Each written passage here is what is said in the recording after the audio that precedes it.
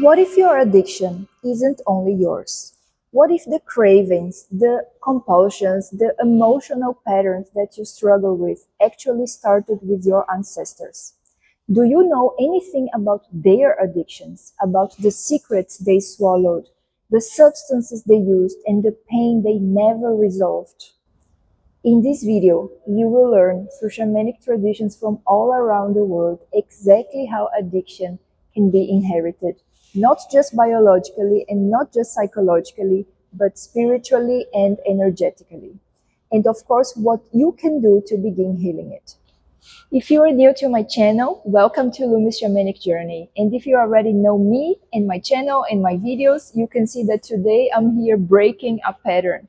And if you want to understand the importance of breaking patterns and how this can make you even more intelligent and help you healing addiction and freeing yourself from toxic relationships and from old patterns, well, then watch this other video. It will give you some insight about it.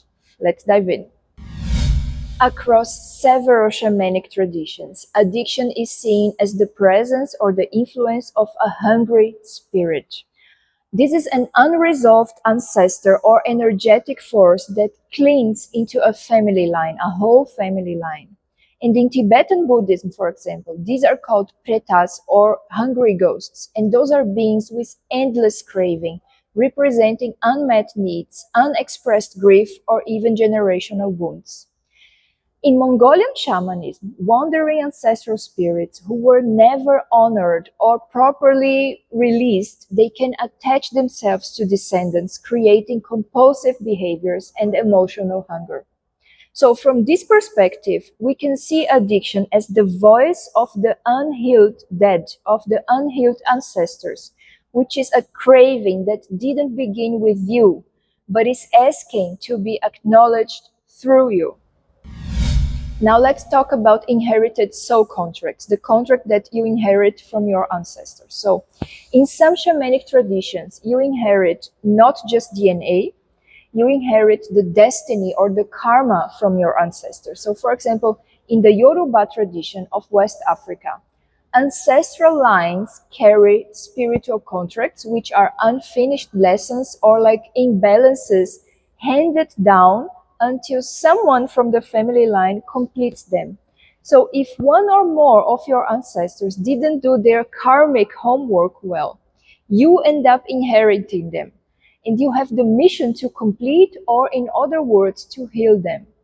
That's actually how souls decide to incarnate as families in this dimension. They agree to finish or to heal the unresolved issues and energetic contracts of the other souls, which are your ancestors. So the current generation is tasked with transforming their karmic tasks. In this case, addiction is not a curse, it's a calling. It is a sign that you are the one chosen or destined to break an old pattern. You are not suffering because you failed. You are suffering because your lineage entrusted you with the final chapter of a very old wound.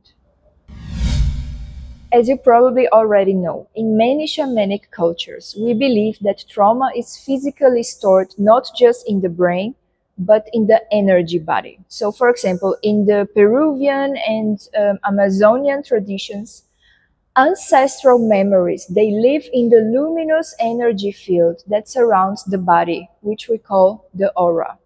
And for example, in Navajo teachings, they say that generational imbalance disrupts the harmony of life, and that this harmony is inherited like an energetic scar. So imagine that every trauma of your ancestors would materialize as a scar on the skin, and this scar would be passed from generation to generation. Their addictions, of course, would be one of those scars. But of course, you don't see it physically, but these scars, they manifest in your life, for example, as your addictions or your self-destructive patterns. When ancestral energy isn't cleared, it becomes a repeating cycle, a repeating pattern. The same coping, very often the same substance, but it doesn't have to be. The same pain, just appearing in different generations. Addiction then becomes the symptom of an energetic imprint waiting to be transformed.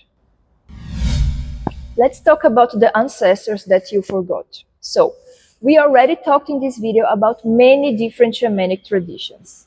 But there is one thing that every shamanic tradition has in common or sees the same, which is that ancestors who are forgotten, they don't just disappear. In Haitian voodoo and Brazilian Umbanda, for example, unacknowledged ancestors can become restless, seeking expression through the ones who are still living.